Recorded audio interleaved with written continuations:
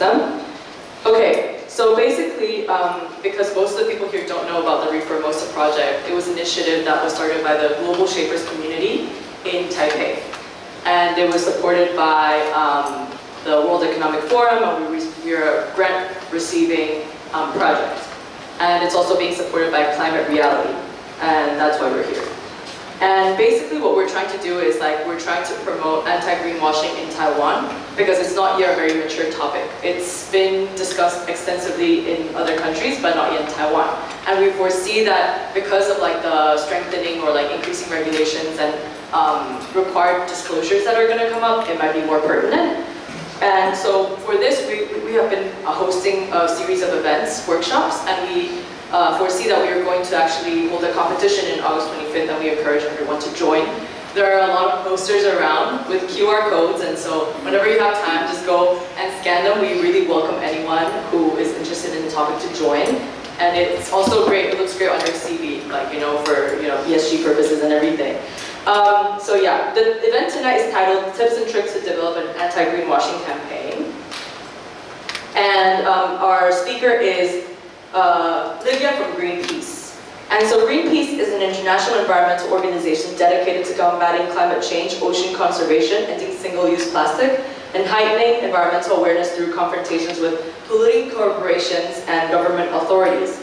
And Lydia is a climate and energy campaigner, and she will share her experience building anti-greenwashing campaigns from ground up and provide us with insight on Greenpeace's ideal model, which they extensively use. And Greenpeace actually is able to effectively campaign for their own initiatives without any government support, government funding, or corporate funding. And so we want to use and leverage their resources and their know-how and perhaps learn from them. So let's all welcome Lydia with a round of applause.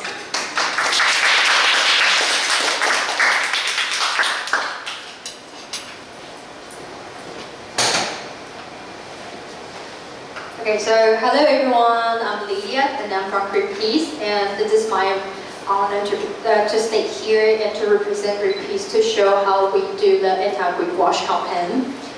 And so start first, introduce myself. And actually before I joined Greenpeace, I worked with the business. So I do work with the social enterprise and I also work with the marketing company. So I do have the two skills. One is the project management and another was the marketing.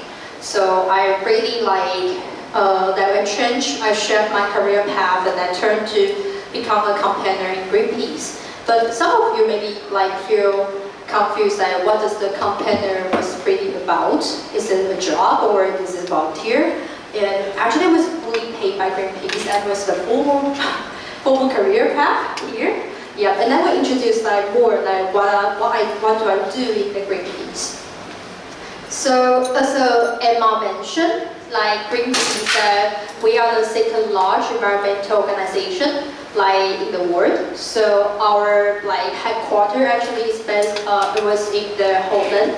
And then right now we have I think more than 25 offices around the world. And another important thing I would like to show you is that we did not receive any governmental and corporate funds. So we are fully funded by the individual or some independent charity. So why we talk about it, why do we insist on this? Just because we want to make sure we are independent, when we do the corporate campaign or even do the government campaign.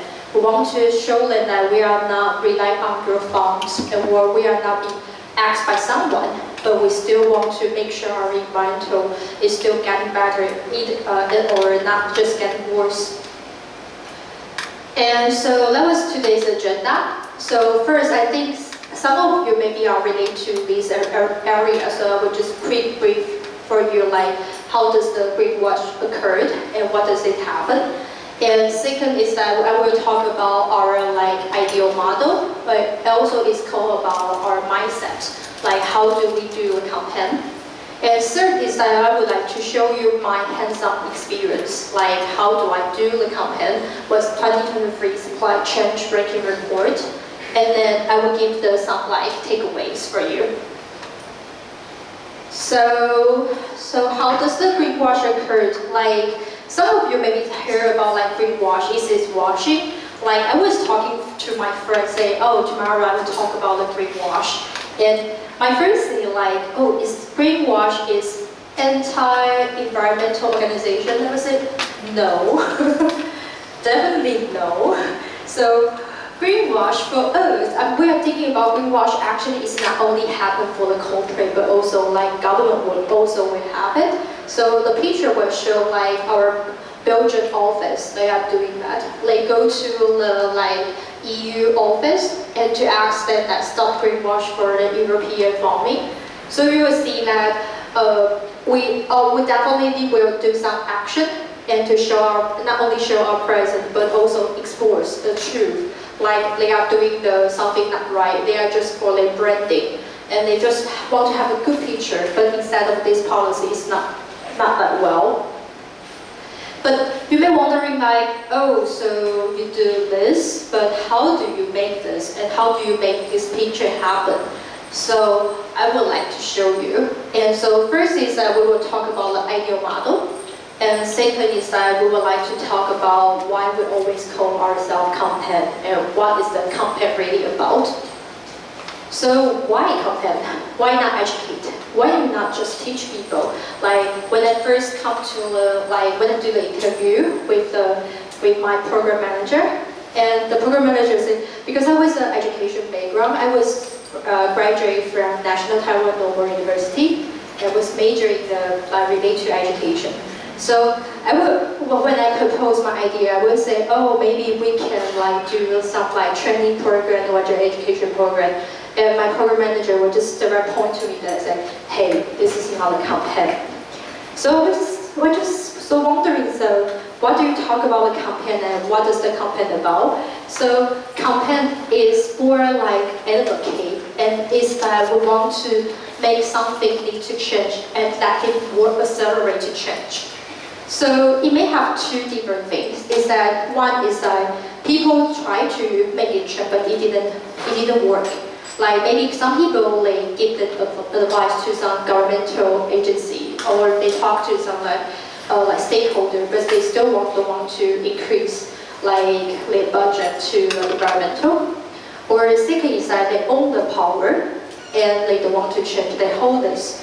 So we want like the people like they maybe stay up the like weaker place or they have lower power, and we try to strengthen their power and to make the things happen.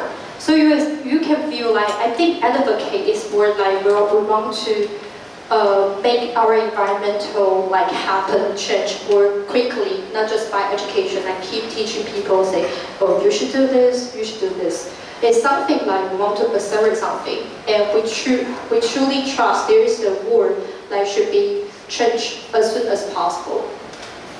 So when we talk about campaign, that you will ask like, how do we do? So campaign is kind of like very far away, maybe kind of like we want to vote for something. But actually we have the ideal model. So ideal model, it was stand for the 5 different action. So first is investigate and document, export, act, and lobby. And I would like, before I go into talk about each action, I want to mention one thing is that when we do the campaign, maybe we're not all equal of this. And maybe not is just step by step. So it will depend on different campaign and how do we do on this. So we will start to talk about what's the investigate. So we do have our research group. So we will collect some like grassroots data from the field, or we will do the literature review from like some international institutes. Something like this. So we try to get the truth because we believe that fact actually is really, really important when we start to lobby with someone. So we are making sure that we are telling the truth and we are telling the fact. And so we do have our researcher group, research unit. So they will help us to do some like grassroots, like they will collect the data. So after collect the data, actually there's another thing was important was document. So we will collect it to become a report, or we will make it to the research. So we will make it like to more readable. So you will see there's a lot of data. Like every day we will look at so many data, but we need to get some insight and make it into a report. And we also need to get the key findings and also to think about how does these key findings link to my content demands. So that was about document. And another was exports. Export was another important thing because we believe like when you collect the truth and when you hold the truth, if you just hide behind your back, then nothing will happen. Like you know so many truths, like so many damage, but we need to let someone to know, and it can foster the discussion. That was media. So some of you maybe see that we do have a press conference by ourselves, and we also will like give you some speech, like to some like governmental place to let them know what's the truth. And the truth is that we want them to foster their action on this. And then one of it that was our organization really special is ACT. And another one we call ourselves, we will say, was NVDA, and that was stand for Non-Violence Direct Non-Violence Direct Action. So what do we do? Is that some people maybe know like we are compared with some company like TSMC last year. Is that we go to their shareholder meeting, and behind there is that we have a press conference to their own shareholders to talk to their ambassador to let them know like, hey, TSMC is not doing right on their ESG right now, and their renewable energy ratio is really low behind than others company, but they earn lots of profit, so they need to pay responsibility, and we're really concerned about this. So after they got this information, and they will go to a shareholder meeting to ask the key stakeholders. So that is how Greenpeace work, and we call that NVDA, and we want to put more pressure on the key stakeholder, and we also want to draw some attention. And final one is lobby. And lobby is one of my career path I think was really interesting and also very stressful. Is that we would direct communicate with some like senior medium level people. Like in the last month, I talked with the package like lead of the environmental like guy that was really high. There also was the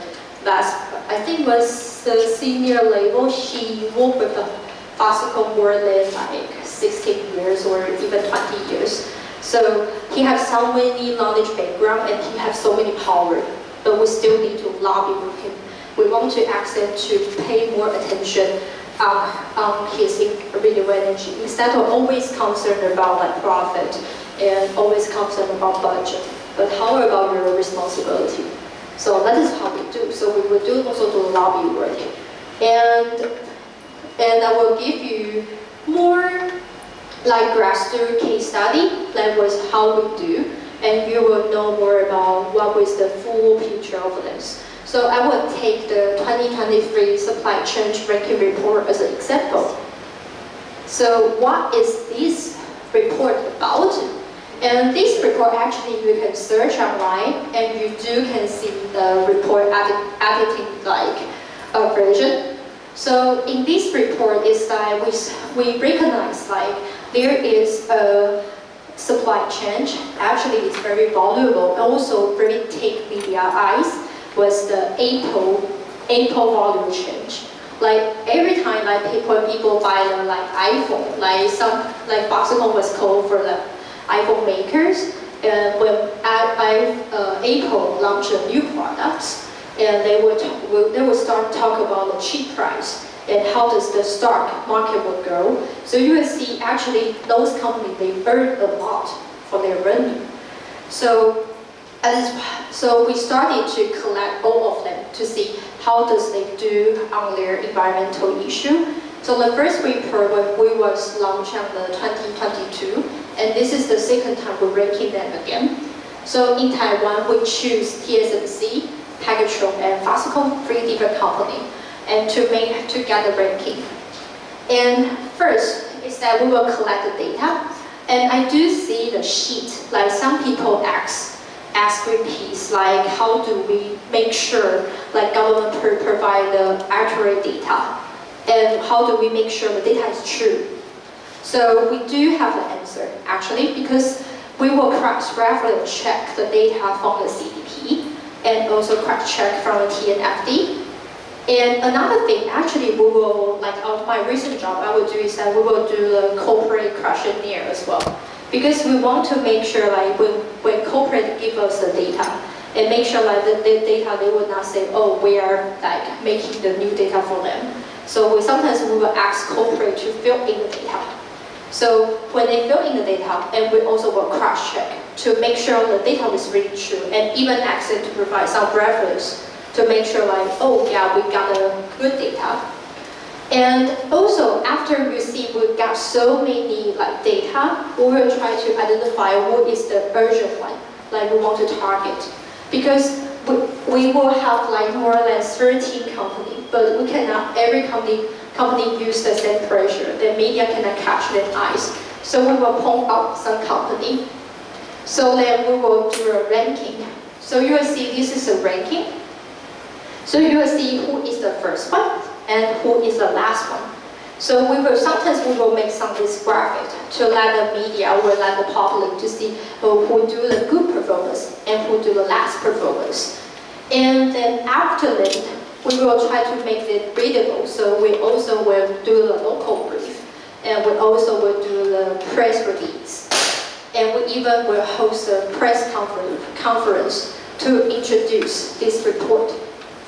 And I also would like to show you, actually, after this release, we really got a little bit like kind of like content week after it.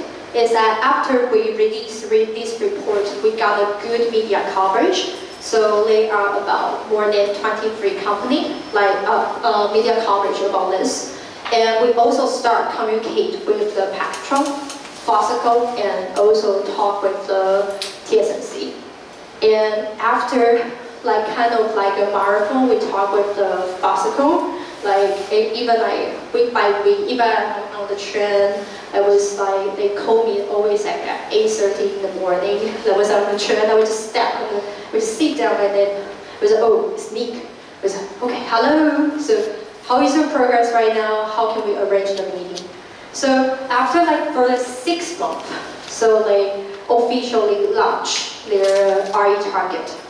So yeah, so that is how we do. You would think that, oh, is it easy? I would say definitely not, especially if you are the like young people and then you met with the people that are over 50. Like he knows renewable energy more than you much. Okay, so he's a kind of like a dictionary of the renewable energy, and you still need to really believe what you do believe, and you try to convince our demands to them. So that is how we do. So some overall advice and some takeaways I can bring to you is like, I think there is 4 different things. So first is I would really believe actually timing is really a key. Actually, I just mentioned lots of the like important timing, like in the previous discussion. Like I was mentioned about some like shareholders meeting, like product launch. Actually, we were really focused on our key stakeholder timing, even the trade show, like because we know like media will look at them, like will like take their very big eyes to look at this company, what they're doing. So that is the time, like we can do some action. So timing is really important. Like for the government, we will always look at like right now is new president. They are going to, we will change the new president.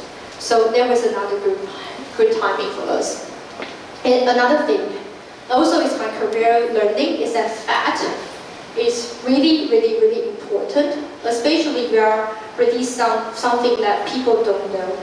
So when we have a press conference, even we do the research, actually the media always raise the first question is, what is your methodology? Can you introduce your methodology?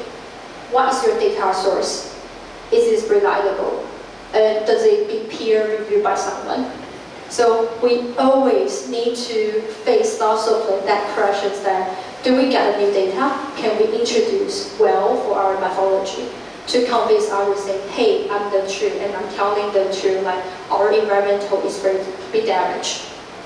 And third and fourth, I would like to comment together is that actually we think about actually the public power is very important because we found out like actually the business actually they are very care about their customers. Like our last year or last year we are talking about the Chen and Pizza Mart, and they are doing the thing is that when we point out that actually they are very nervous because we are sending their message to the Line group.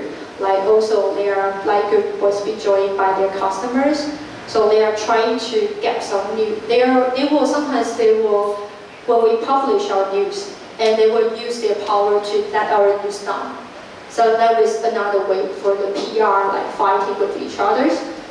And also government actually very care about the young voters, especially this year in the 2024. Everyone knows like DPP actually lose lots of the young voters for this election.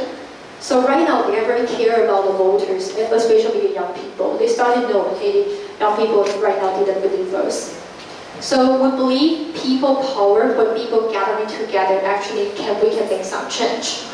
So that is why you are here. Actually, you are starting to bring some change right now. So we will try to in the following 1 hour, we will try to brainstorm some